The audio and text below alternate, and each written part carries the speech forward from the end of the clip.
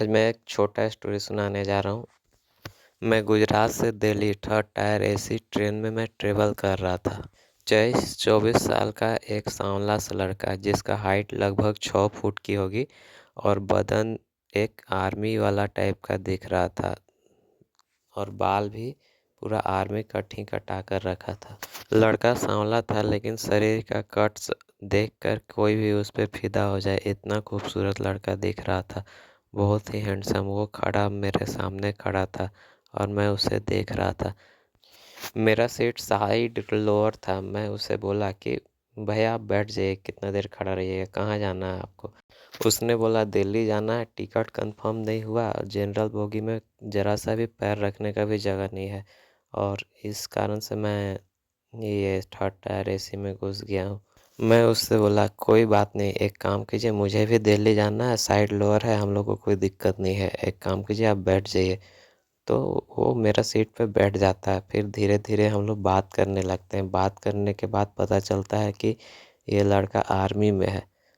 मेरी मन में सिर्फ एक ही इच्छा थी कि मैं इसके बदन को टच करूं किसी तरह, लेकिन डर लग रहा था कि क्या होगा क्या नहीं होगा। अब शाम भी हो रही थी। खाना आया, मैंने उससे पूछा खाना खाइएगा, तो उसने बोला नहीं नहीं खाऊंगा। लेकिन मैं उसे ज़बरदस्ती बोला खा लीजिए ना, आप क्यों ये कर रहे हैं।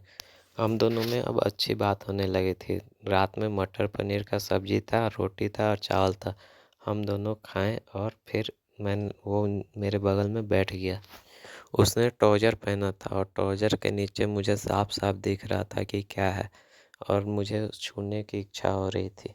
बातों बातों में पता चला कि अभी इसकी शादी भी नहीं हुई है और ये शादी के लिए ही लड़की देखने जा रहा था। फिर मेरे मन में और इच्छा तीव्र हुई कि ये शादी नहीं हुआ है तो इसके मन में तो भूख हो गई।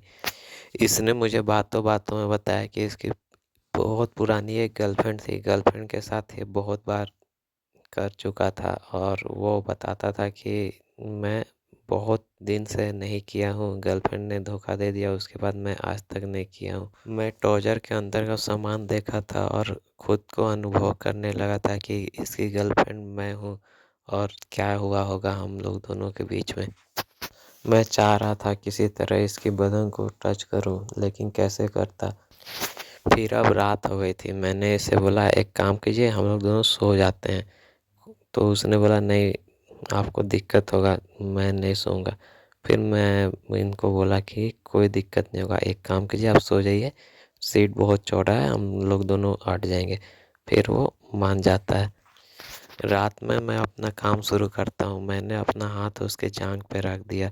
रखने के बाद उसने कुछ एक्शन नहीं किया। फिर जांघ से हल्का ऊपर किया तो उसे शायद लगने लगा था कि मुझे कुछ ही देर में अनुभव हुआ कि छोटा सा चीज़ अब बड़ा हो रहा है। तो उसने पूछा कि मुझे ठंड लग रही, तुम्हें भी ठंड लग रही क्या? तो मैंने बोला हाँ, मुझे भी ठंड लग रही। तो उसने अपने बैग से एक कंबल निकाला, हम लोग दोनों ओढ़ लिए। अब कंबल के अंदर हम लोग दोनों सो रहे थे। अब मैं अपना हाथ आराम से वहाँ पे रख पा रहा था। मैंने अपना हाथ उसके ऊपर रखा था।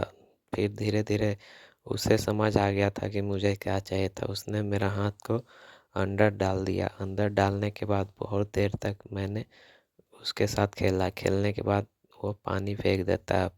पानी फेंकने के बाद भी उसका सिर सोया नहीं था, वो एकदम जगा हुआ था। मैं हाथ अंदर रख के ही सो जाता हूँ और वो भी मेरा हाथ बाहर नहीं निकालता है। सोने के बाद सुबह उठने के हम लोग का स्टेशन आने वाला रहता है। उसने मेरा नंबर लेता है और आगे क्या होता है ये स्टोरी मैं आपको अगला पार्ट में बताऊंगा। अगर आप मुझसे बात करना चाहते हो या जुड़ना चाहते हो तो कमेंट बॉक्स में आप मुझे मैसेज कीजिए, मैं आपसे बात करूंगा।